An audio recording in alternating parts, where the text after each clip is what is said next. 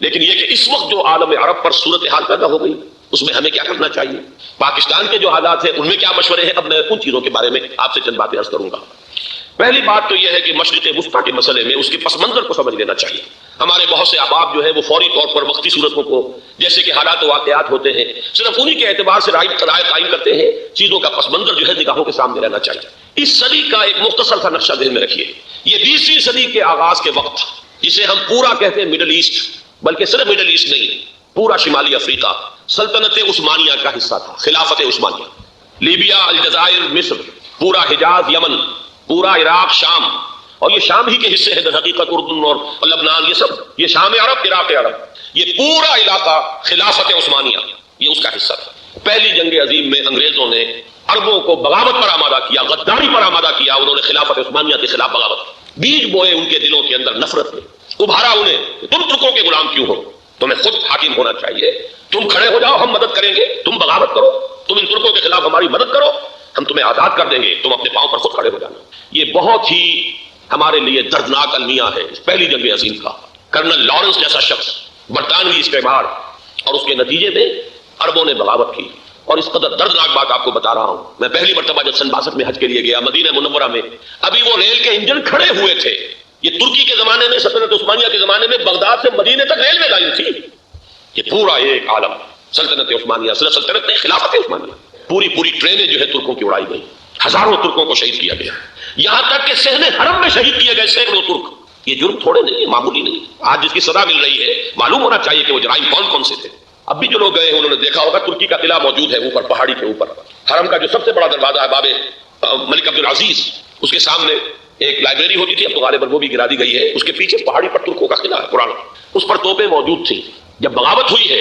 جو حرم میں آئے ہوئے تھے ترک فوجی، ظاہر بات ہے نہتے ہیں، وہ تو نماز پڑھنے آئے ہوئے تھے، ان کو وہاں ذبح کیا گیا ہے، اور ترکوں نے اپنی توپیں استعمال نہیں کی کہ کہیں بیت اللہ کو کوئی اذن نہ پہنچ جائے۔ بہرحال یہ غداری ہوئی ہے پہلی جنگ عظیم کے دوران، اور نہ صرف ترکوں کے، عربوں نے کی ہے۔ جیسا کہ میں نے کہا تھا، دو ہیں سب سے بڑے مجرم روئے ارضی کے اوپر امت مسلمہ کے طبقات۔ ہمارا پنجابی سپاہی بھی جا کر انگریزوں کی مدد کر کے ایلن بی کو قبضہ جو لے کر دیا بغداد کا، اس میں ہمارے مسلمان پنجابی سپاہی بھی شامل تھے۔ یہ خون چکاں باب ہے ہماری تاریخ کا اس صدی کا۔ لیکن اس کے بعد سلطنت عثمانیہ کے ٹکڑے ہو گئے، چیچڑے ہو گئے۔ ایک انگریز نے لکھا ہے یہ جملہ، ذہن میں بجھا ہوا جملہ، کہ تاریخ میں یہ بات ثبت ہو جائے گی کہ ایک انگریز نے اس سلطنت کے ٹکڑے کر دیے کہ جو عمر فاروق نے قائم کی تھی رضی اللہ تعالیٰ عنہ۔ یہ پورا عالم، یہ تمام علاقہ کس نے فتح کیا گیا؟ یہ بات ہاتھ بدل گئے تھے، پھر ترک آ گئے، خلافت عثمانیوں کے پاس چلی گئی، لیکن یہ سلطنت تو حضرت عمر رضی اللہ تعالیٰ عنہ کے زمانے سے چلی آ رہی تھی۔ اس کو ایک انگریز کرنل نے،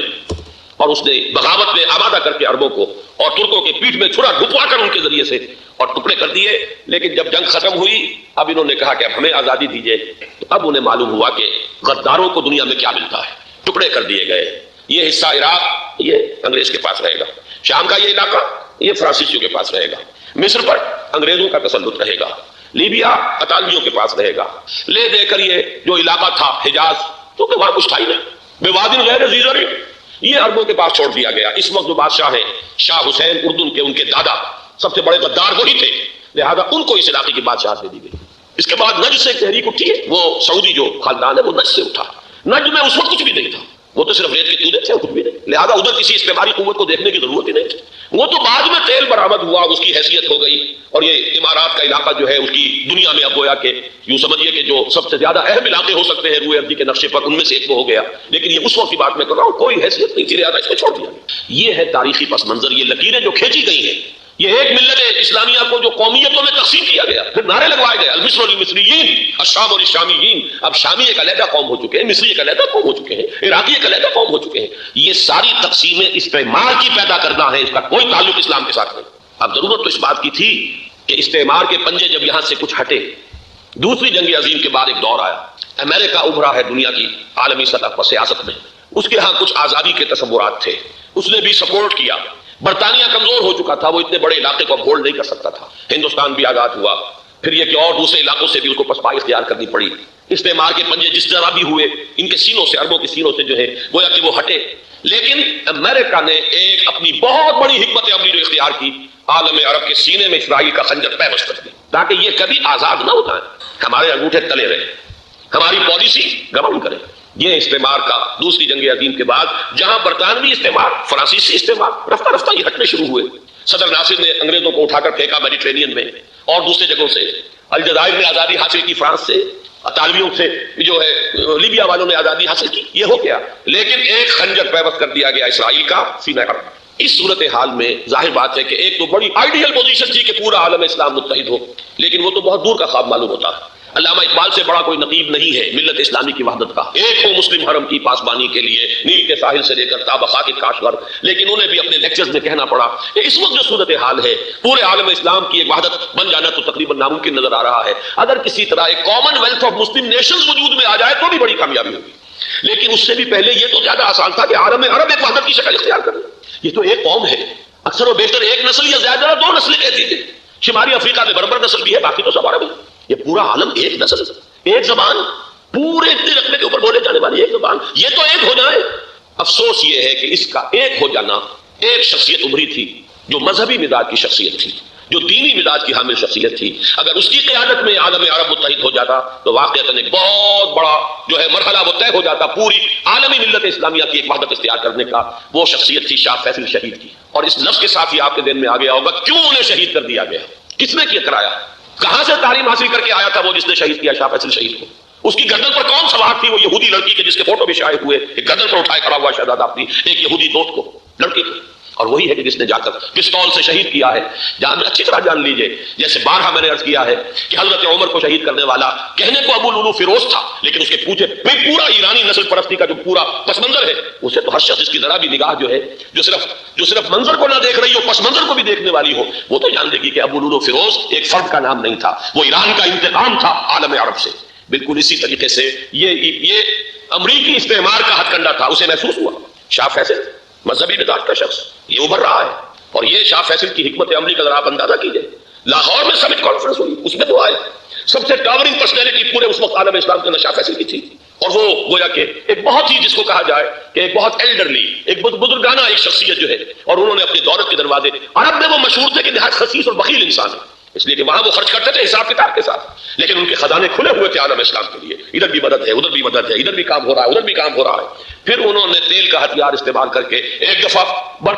امریکہ کو دن میں تارے دکھا دیے تھے، لہذا ان کا ہٹایا جانا سین سے یہ امریکی استعمال کے لیے لازم تھا۔ اب لے دے کر رہ گئے کون سیکولر مزاج کے لوگ۔ پہلی اٹیمپٹ جمال عبد الناصر نے کی، ناکام ہو گیا۔ قذافی صاحب نے کوشش کی کہ وہ ان کی جانشینی حاصل کر لے، ناکام ہو گیا۔ اب ایک تیسری شخصیت صدام حسین کی، ملحد ہے، اسلام سے کوئی سروکار نہیں، بعث کا فلسفہ، سیکولرزم پلس عرب نیشنلزم، یہ اصول ہے، لیکن یہ ہے کہ یہ شخصیت ابو بکر ایسی آئی ہے کہ اس سے اس وقت یہ جان لیجئے، میں امریکہ میں بھی عربوں سے مل کر آیا ہوں، سعودی عرب میں بھی میں وہ دیکھ آیا ہوں، نوجوان نسل جو ہے عربوں کی، پورا جو دوسرے عرب ممالک ہے جہاں پر کہ مذہب کا اتنا چرچا ہی نہیں ہے، پورا فلسطینی عرب، جارڈن کے عرب،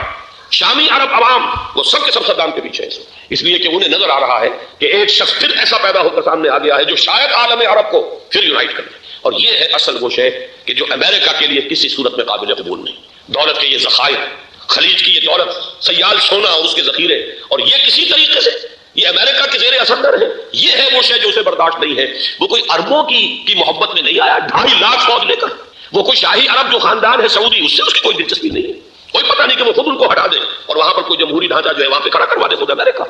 اس لیے کہ سعودی عرب میں دیکھ آیا ہوں حالات، اگرچہ ظاہر بات ہے کہ زیادہ گہرائی میں تو وہاں جانے کا موقع ہی نہیں ہوتا، بہت ہی مستبد حکومت ہے، لیکن صاف نظر آ رہا ہے کہ اس وقت دونوں طبقے نوجوانوں کے جو ہے وہ شاہی خاندان کے شدید خلاف ہو چکے ہیں۔ جو وہاں پر جدید مثقف طبقہ ہے، جدید تعلیم یافتہ، جو باہر پڑھ کر آیا امریکہ میں اور کہیں اور وہ کثیر تعداد میں، وہ صاف سوال کر رہے ہیں کہ یہ بلینز اور بلینز آف ڈالرز کے جو ہمارا خرچہ آتا تھا، ہمارے ہتھیاروں کے آرڈر جاتے تھے، وہ کہاں گئے؟ کل 65,000 فوج، اور عرب کے پاس، سعودی عرب کے پاس اتنے ٹینک بھی نہیں ہے جتنے کہ یمن جیسے غریب ملک کے پاس ہے، تو ہمارا روپیہ یہ گیا کہاں؟ یہ ایک سوال ہے جو ہر شخص کے ذہن کے سامنے ہے۔ اب ہمیں اپنے معاملات کو خود سنبھالنا ہوگا۔ اسی طریقے سے جو مذہبی طبقہ ہے، اور وہاں ہے بڑی تعداد میں مذہبی طبقہ نوجوان جن میں بڑا جذبہ ہے، اور ان کا وہ جوش جہاد انہیں جہاد افغانستان تک لے کر آیا، سینکڑوں عرب نوجوان یہاں جو ہے شہید ہوئے۔ اپنے ملک میں تو انہیں بولنے کی بھی کوئی امکان نہیں ہے، لیکن یہاں وہ جذبہ جو اندر پروان چڑھ رہا ہے، وہ جذبہ انہیں لایا ہے، اور افغانستان کی سنگلاخ واریوں کے اندر انہوں نے جام شہادت نوش کیا ہے۔ وہ طبقہ بھی شدید مخالف ہو چکا ہے کہ انہوں نے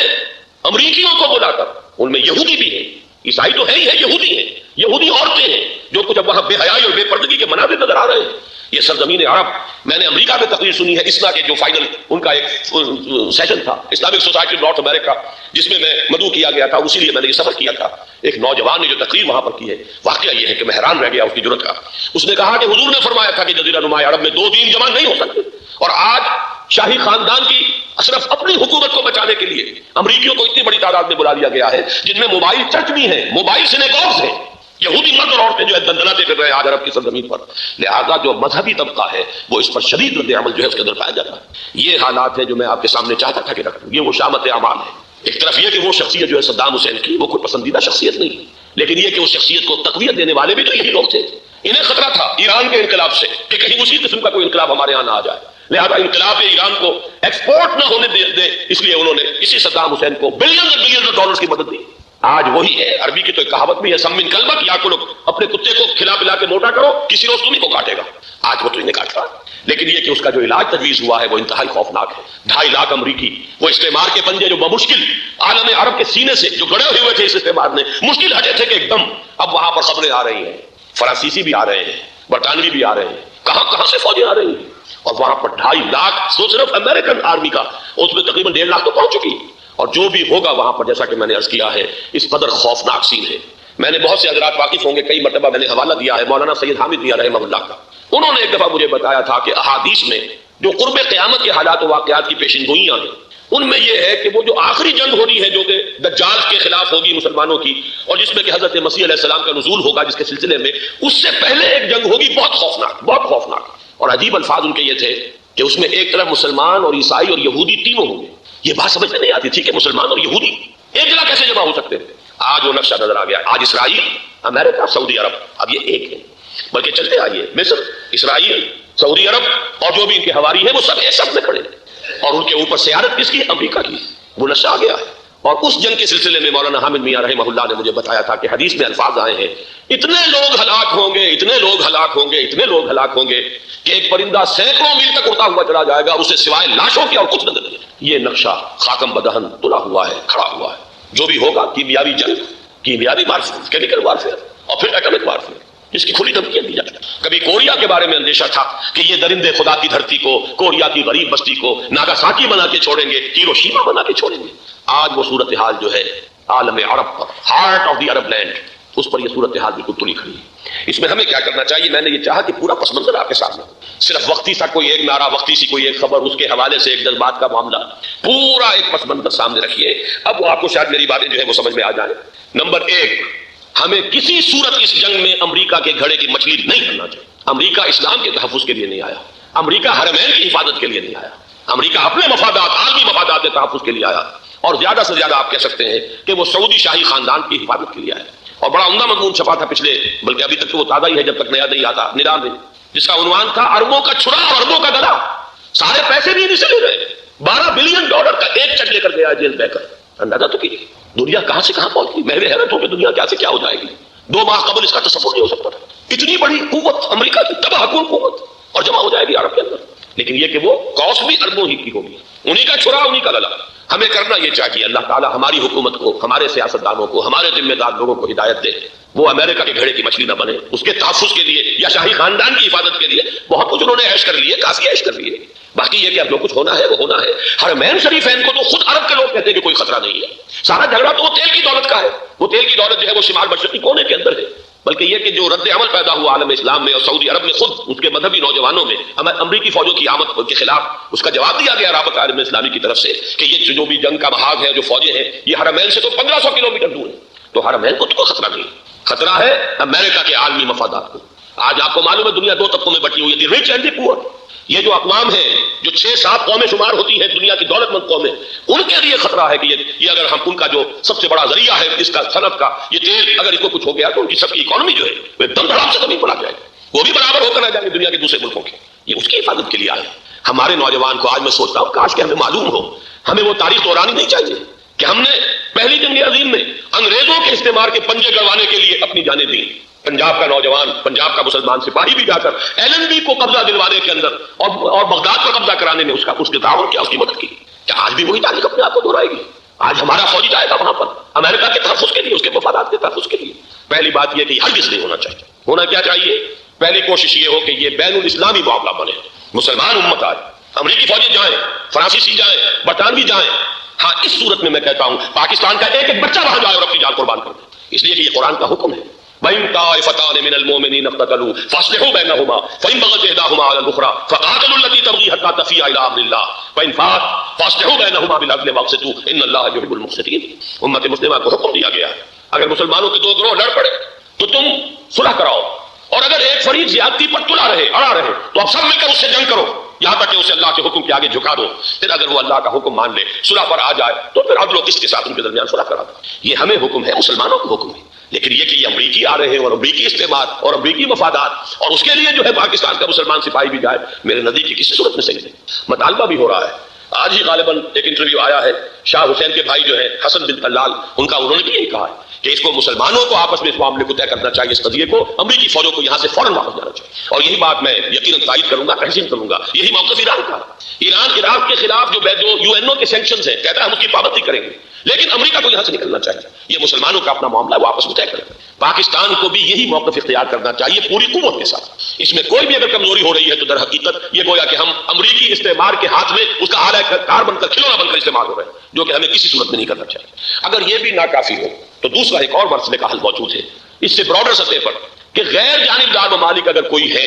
ان کو بھی اس قضیے کے اندر شامل کیا جائے۔ ایک تحریک تھی کسی زمانے میں کافی بڑی تھی، لیکن یہ کہ وہ بھی اگر اس کے اندر شامل ہو جائیں، لیکن امریکہ، رشیا، یہ تو ظاہر بات ہے سپر پاورز ہیں، ان کے مفادات ہیں، آرمی اور گلوبل مفادات ہیں، لہذا اول تو یہ ہونا چاہیے کہ بین الاسلامی معاملہ بنا کر اس صورت میں جیسا کہ میں نے عرض کیا ہماری پوری فوج بھی جائے اللہ پر توکل کر کے، پاکستان کا محافظ اللہ ہوگا، اگر اللہ کے ایک حکم کے اوپر عمل کرتے ہوئے مسلمان یہاں سے جائیں اور جا کر وہاں پر جو ہے اپنی جانیں دینے کو تیار ہو جائیں۔ لیکن اگر یہ اس میں بھی کافی نہ ہو تو جو بھی غیر جانبدار ممالک ہیں ان کو بھی اس معاملے کے اندر شریک کیا جا سکتا ہے۔ بدر جائے آخر اگر پاکستانی فوج جائے وہ صرف حرمین شریفین کے گرد و نواح میں ان کو ڈپلوائے کیا جانا چاہیے۔ اگر خدا نہ خواستہ وہاں پر کوئی آنچ آنے کی شکل پیدا ہو جائے تو اس کی اے ارض پاک تیری حرمت میں کٹ مرے ہم، اس کے لیے مسلمانوں کو تیار رہنا چاہیے، اس لیے کہ